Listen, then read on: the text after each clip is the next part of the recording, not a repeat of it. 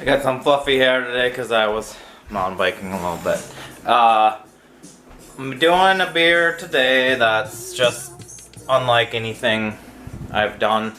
Really, it's going to be having, well, 8 pounds of raw pills, 2 pounds of white wheat. I'm just doing some Chinook for bittering. Is this thing all humid? I don't know. Anyway, so that's not that weird, but then I'm doing a lager yeast, which is kind of a little bit weird. It's end of lager season. It might be fermenting a little bit warm, but they usually say that doesn't really matter too much, so that's kind of something I'm going to see, and I'll watch the temp. The other thing is I still have maybe like 6 to 8 pounds of raspberries from last year in my freezer, so I think I'm gonna ferment it in a bucket, and then somewhere when the fermentation's done or getting to be kind of done, I'm gonna put those in there. So it'll kind of be a raspberry wheat lager, I guess. So yeah, it'll be fun. You know, it's sort of I was putting an order together from Northern Brewer because I can't go to the retail store still, and I was running out of supplies, and I needed some stuff to finish my Italian pills order. And then I just thought, just give me some of those pills, give me some wheat, 1 ounce of Chinook. I have yeast on hand. And then I thought of the raspberry, so is this kind of a kitchen sink kind of beer almost, or a grab bag beer of just what is easily gonna be putting together? See how it comes out. Collecting the wort. Man, this thing is kind of foggy. Maybe this footage will be garbage. Sorry about that. Try to get it cleaned up. So one thing I did differently today is I didn't know I was going to brew today, and I did have a collection of washed yeast, so I just decided to make a starter today. Several hours I guess before pitching. But as you can see from the rings of foam, it is fermenting. It has started activating, and I have to think that it's probably better than just pitching it straight from the cold refrigerator container. At least that's going to be the theory that I'm working with. Speaking of pitching, that's what we're going to do now. I got my soap under my arm to clean the stuff out. There's my, you know what them is. Yep, spent grain trade. And the gravity is coming in right around 1050. I can't tell right now. I'll have to let the bubbles clear and put on the old spectacles and take a good look, but it's going to be right around 1050. Turn the music down so that we don't get the YouTube copyright claim. And there is the wort. I'm doing it in a bucket, which I rarely do, but I'm going to be adding that fruit. So actually, speaking of, you know, I might not have 8 pounds. I have 1, 2, 3, 4, and they go 1.5 pounds or so.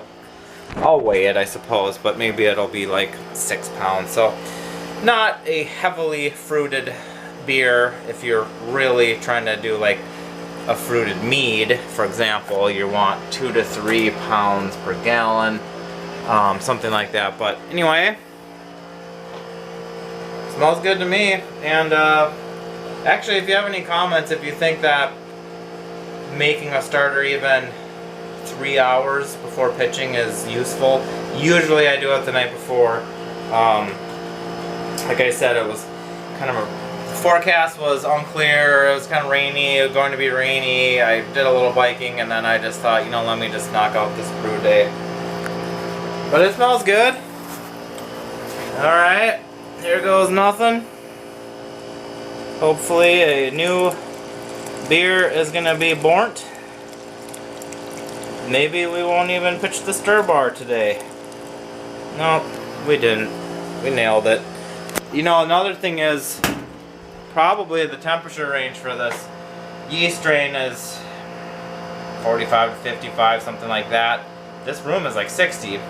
And I'm really not about to do ice jugs under the shirt and all that kind of thing. So we'll just see how it goes. I do have a thermal gun type thing, so I will be checking the temperature. I don't have a thermometer on this bucket. And I'll keep an eye on it. I don't imagine, you know, fermenting it slightly above the ideal range is going to be any big problem, but, you know, let's hope not. I know they've done the experiments, and they often can't tell the difference. So, we shall see how it comes out. What we have here is 7.5 pounds of raspberries. That's all that I ended up having. I sanitized this whole tub this morning and set the frozen packets in there. Then I realized they were still semi-frozen, so I poured them all into a dish and heated it until it was all sort of like around 60. Previously, one time I added some semi-frozen raspberries to a mead and it stopped the fermentation and I had to warm it up, and I think maybe I added more yeast, so better to have it be the same temperature. Speaking of temperature, last check it was, let's see, it was over 63. Let's see what we got now. Oh, okay. Yeah, it's still cranking away. When I take this lid off and add these raspberries, although it has slowed down quite a bit, so it'll be interesting to see what it looks like. But it'll kick off a little bit more of a fermentation. And, but yeah, maybe it's already most of the way done fermenting. So, we'll add them in here. This is what I see the next morning. So, some additional fermentation has happened. It's pushed a little bit of red goodness out, or it's colored my star sand there. So I'll take the lid off, punch down the bag in case it needs that. That's something you gotta do when you got the fruit, and then yeah, we'll put her back on. I just racked this beer to a secondary to let some of the fruit stuff settle to the bottom perhaps before kegging. I did use a cloth bag, but I just thought that might help. I also filled up a 5-gallon carboy, but then I still have a half-gallon extra, probably partially due to the raspberries giving me extra juice. They will do that.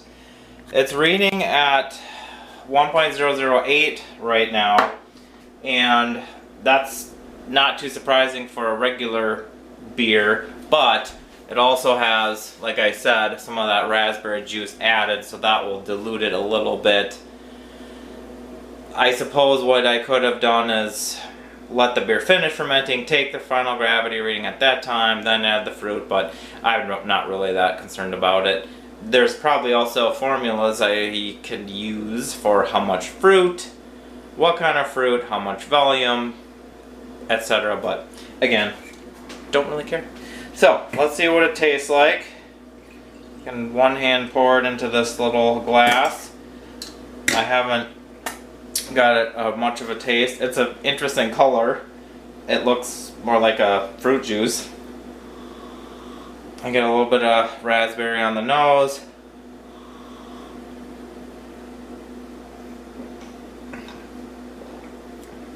I get some bitterness, like hop bitterness. Interesting. Which is not overly so, but just even that half ounce of Chinook, I'm glad I didn't do more than that at the bittering. First word hop, I think I did. And there's definitely a raspberry character. Hard to say about the wheat, only 2 pounds and 10-pound grain bill. It might be there. The lager yeast is, you know, what I'm not getting is any weird flavors from fermenting it at 63, 64 for the lager yeast. Otherwise, it's just sort of staying out of the way. I think it's okay. It is definitely have a raspberry character too. So, if you just don't like a fruit beer at all, sweet or not, you probably wouldn't like this because there is a raspberry character there. But I think once it's carved up, I think it'll be nice. Might even be good for summertime. We'll find out. Ready? Go, just do it.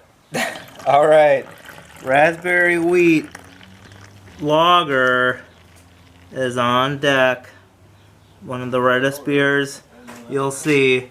even with a pink head on it. And there you go. But we'll do some recording if we're gonna have all these notes. So, we are drinking a beer. We're talking about the raspberry content. It got down to 1.008, which I've not told you, from 1050. The lager yeast was fermenting at 1.63F, at one point got up to 65F, so it was kind of an experiment to see if it might possibly throw any off flavors from a little bit warmer than desirable fermentation temperature. I don't think it did. What do you guys think? I don't think so. It's good. No, I don't get anything I've out had of it a couple times. This is such a raspberry bomb. Tastes like summer. But it's not like a raspberry mead, or it's not like the raspberry is sweet and offensive. Like, it is still in a beer. That's true. It's very effervescently carried. Like, the freaking tart raspberry just like, pow. And you taste it.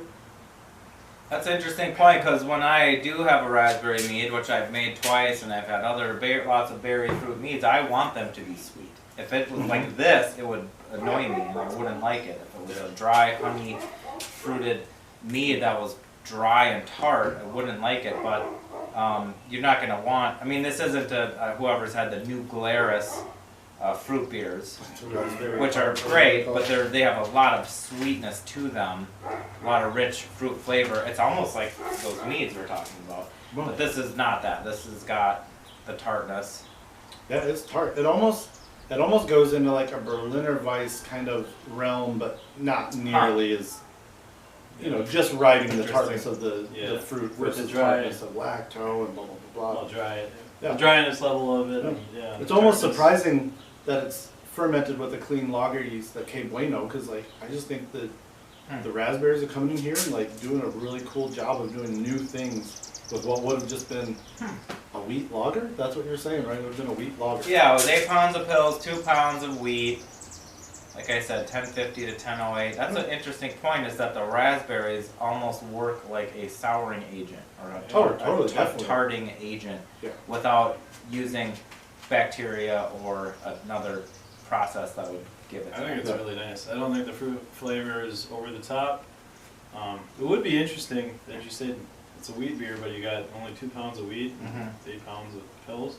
If you could up the wheat to get more of a fluffiness to it, and then carbonate it more. Maybe.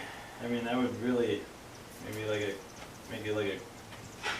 a wit.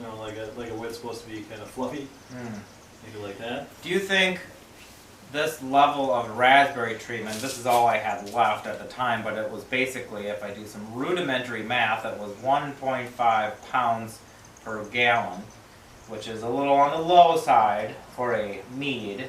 Yeah. But what do you think about it in this beer? Do you think I wouldn't want any more. you wouldn't Isn't it want all any I think more? maybe just the alcohol difference between a mead and this beer, maybe, or the fact that there's other sweetness factors in there.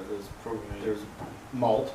It's going to be more intense. I mean, how intense do you want the fruit flavor in a fruit beer? I mean, do you want that's all you get? It does vary. I mean, Well, you got to wonder too, is there a saturation point? Well, I guess there's not, because people say all kinds of absurd ratios when it comes to fruit beer. beers and meads. To that point, how do you rate the drinkability of this? Because a really rich, decadent fruit beer like these New Glarus ones, or like a fruited sour, you just want 8 ounces, 10 ounces. You don't want a lot of it.